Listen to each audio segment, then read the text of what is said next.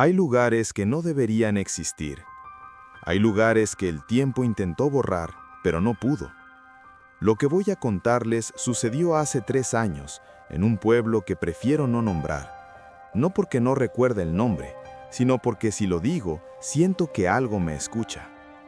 Recibí este testimonio a través del correo del canal. Lo transcribo tal como llegó, palabra por palabra. Solo cambié el nombre de quien lo envió, a petición suya. Se llama Marcos, tiene 32 años, y jura que todo lo que está a punto de leer es absolutamente real. Todo empezó con una apuesta estúpida. Éramos 4 amigos en un viaje de fin de semana por la sierra. Nada especial, cabañas alquiladas, cerveza fría, el tipo de escapada que haces cuando la ciudad empieza a ahogarte. Fue Daniel quien lo mencionó primero, en tono de broma, mientras miraba el mapa del pueblo en su teléfono. Oigan, hay una iglesia abandonada a 2 kilómetros de aquí. Dicen que está embrujada. Nos reímos. Por supuesto que nos reímos. Esa noche, después de la segunda ronda, la idea ya no sonaba tan ridícula. Decidimos ir al día siguiente, de día, solo para ver qué había, para tomar fotos, para tener algo que contar. Nadie pensó que habría algo que contar de verdad. La iglesia estaba al final de un camino de tierra que el GPS ni siquiera reconocía. Tuvimos que seguir indicaciones de un hombre mayor en la gasolinera del pueblo. Un hombre que al escuchar a dónde íbamos, nos miró durante un segundo demasiado largo antes de señalar hacia el este. «Vayan con cuidado», dijo, nada más. El camino tardó más de lo esperado. Los árboles a ambos lados eran altos, muy juntos, y bloqueaban el sol de una manera que hacía que la tarde pareciera más avanzada de lo que era. Cuando llegamos, el reloj marcaba las 4:20 de la tarde, pero la luz era de las 6. La iglesia era pequeña, de piedra gris, con el techo parcialmente derrumbado sobre la nave central. La torre del campanario seguía en pie, aunque inclinada ligeramente hacia la derecha, como si escuchara algo que venía del suelo. Las ventanas eran arcos vacíos, sin vidrio, sin madera, solo hueco. El pórtico de entrada tenía una puerta de madera que, milagrosamente, seguía colgada de sus bisagras. Estaba entreabierta. Daniel entró primero, luego Sofía, luego Rafa. Yo fui el último. El primer detalle que me llamó la atención fue el olor. No era el olor típico de un lugar abandonado, humedad, polvo, madera podrida. Era algo más antiguo que eso. Algo que no sé cómo describir con exactitud, excepto diciendo que olía como el interior de una boca. El suelo era de tierra compactada. Las bancas de madera habían sido retiradas, o tal vez habían colapsado y alguien se había llevado los restos, porque no quedaba ninguna. Solo el espacio vacío de la nave, más largo de lo que parecía desde afuera. Al fondo, donde debería estar el altar, había una plataforma elevada de piedra. Encima de ella, una cruz de madera. La cruz seguía en pie, y estaba al revés. No de manera dramática, no había señales de vandalismo obvio, no había pintadas satánicas ni símbolos en las paredes. Era simplemente que la cruz estaba invertida, clavada así en la plataforma, como si siempre hubiera estado de esa manera, como si hubiera sido construida así. «Alguien la giró como broma», dijo Rafa. Nadie respondió. Daniel sacó su cámara y empezó a tomar fotos. Sofía caminó hacia los laterales de la nave, donde los arcos de las ventanas dejaban entrar franjas de luz oblicua.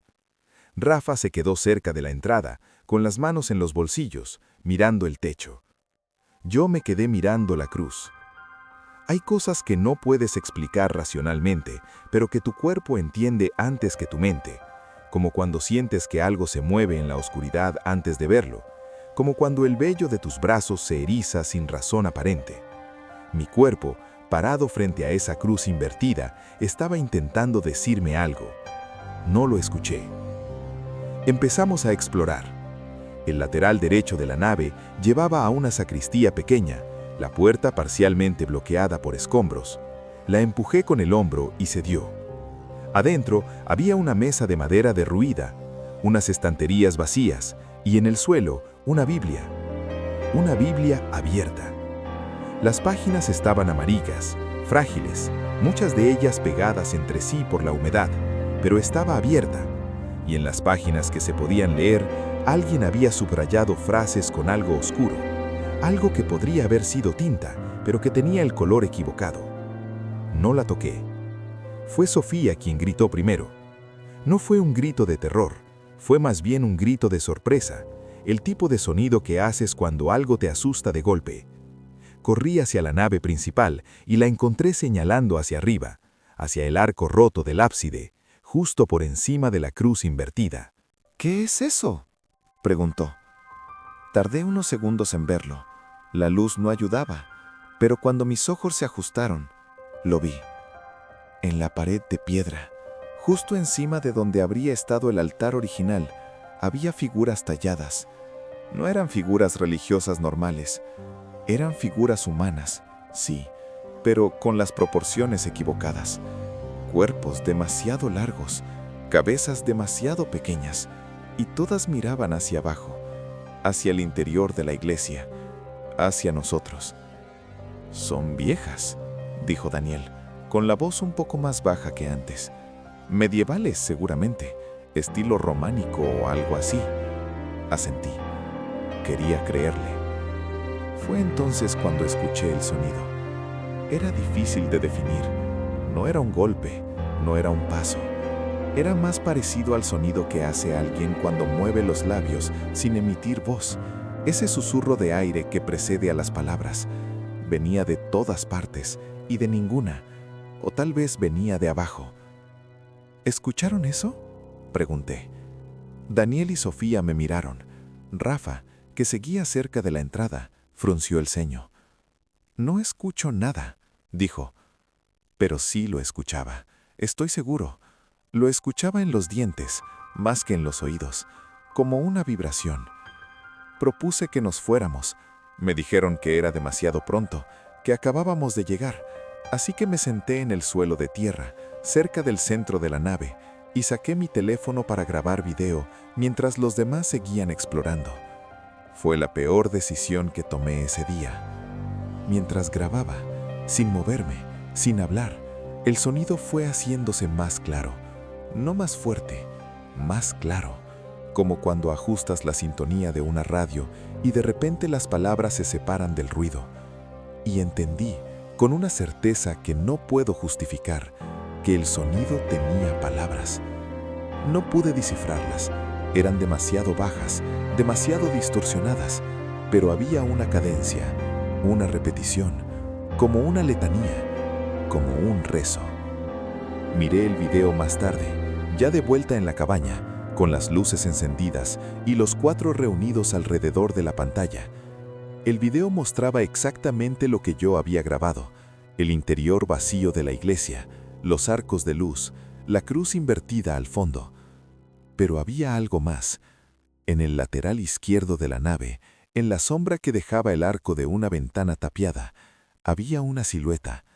No era uno de nosotros. Sofía, Daniel y Rafa estaban todos del lado derecho cuando grabé ese video.